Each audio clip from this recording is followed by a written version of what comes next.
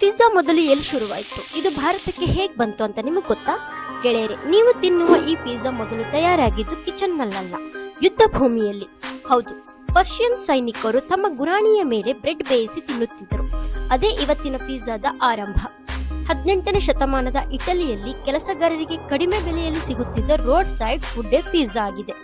ಆದರೆ 1889ರಲ್ಲಿ ಇಟಲಿಯ ರಾಣಿ ಮಾರ್ಗರಿಟಾ ನೆಪಲ್ಸ್ಗೆ ಬಂದಾಗ ಅಲ್ಲಿನ ಲೋಕಲ್ ಫುಡ್ ಟೇಸ್ಟ್ ಮಾಡಲು ಇಷ್ಟಪಡ್ತಾರೆ. ಇಟಲಿ ಧ್ವಜದ ಬಣ್ಣಗಳಾದ ಕೆಂಪು, ಬಿಳಿ, ಹಸಿರು, ಟೊಮೆಟೊ, ಮೊಜರೆಲ್ಲಾ ಹಾಗೂ ತುಳಸಿ ಬಳಸಿ ಮಾರ್ಗರಿಟಾ ಪಿಜ್ಜಾವನ್ನ ರೆಡಿ ಮಾಡಿಕೊಡ್ತಾರೆ. ಅವತ್ತಿಂದ ಈ ಪಿಜ್ಜಾ ರಾಜಮನೆತನದ ಫೇವರಿಟ್ ಫುಡ್ ಆಗಿ ಬದಲಾಗುತ್ತೆ. ಭಾರತಕ್ಕೆ ಈ ಪಿಜ್ಜಾ ಬಂದಿದ್ದು 1996ರಲ್ಲಿ. ಜೂನ್ 18ಕ್ಕೆ ನಮ್ಮ ಬೆಂಗಳೂರಿನಲ್ಲಿ ಫಸ್ಟ್ ಪಿಜ್ಜಾ ಹಟ್ ಸ್ಟಾರ್ಟ್ ಆಯಿತು. ಅದೇ ವರ್ಷ ದೆಹಲಿಯಲ್ಲಿ ಕೂಡ ಡಾಮಿನೋಸ್ ಬಂದು ಪಿಜ್ಜಾವನ್ನ ಮನೆ ಮನೆ ಮಾತಾಗಿ ತಲುಪಿಸುತ್ತೆ. ಅಲ್ಲಿಂದ ಪಿಜ್ಜಾ ಭಾರತೀಯರಿಗೆ ಫೇವರಿಟ್ ಫುಡ್ ಆಯಿತು.